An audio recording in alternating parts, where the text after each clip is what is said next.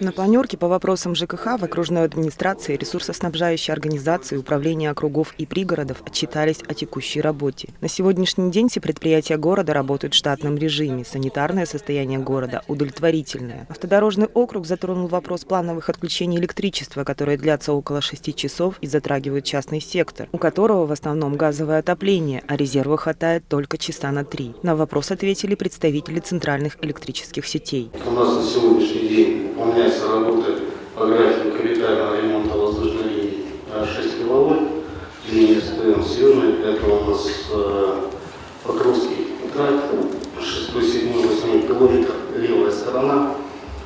Эти отключения мы делаем 3 раза в неделю, понедельник, среда и пятница, с 10 до 2. Еще у нас осталось 4 отключения и заканчиваем мы 4 декабря. 4 декабря, да? Да. А что это за работа? Согласно данного графика. А что за работа проводится? Капитальный ремонт воздушной линии. А летом его нельзя было провести никак? Нет.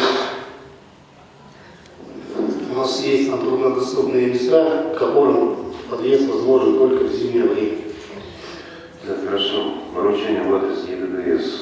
Прошу проанализировать время отключения за весь город, за весь год 2019 по данным линиям, по данным центрам питания. Сколько уже прошло? По линии единой дежурно-диспетчерской службы за минувшую неделю поступило 274 заявки, из которых было выполнено 148. Это на 10% выше, чем за прошлую неделю. В основном управляющие компании в короткие сроки отрабатывают выполнение заявок от жителей, но среди них есть и те, кто этот показатель ухудшает. По итогам планерки, как вы слышите, количество заявок у нас все-таки наблюдается снижение обращений в единую диспетчерскую службу. Соответственно, мы делаем итоги то, что все-таки работа удовлетворительная.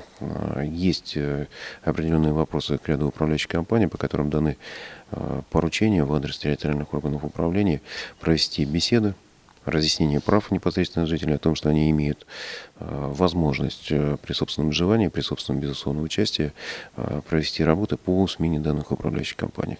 И тем самым повысить ответственность других управляющих компаний и свою, которые сейчас им оказывают услуги. В преддверии новогодних праздников заместитель главы города Роман Сорокин обратился к жителям города усилить контроль за электрооборудованием и обратить особое внимание на их эксплуатацию детьми. Светлана Табалаева, Константин Корякин, Якутск ТВ.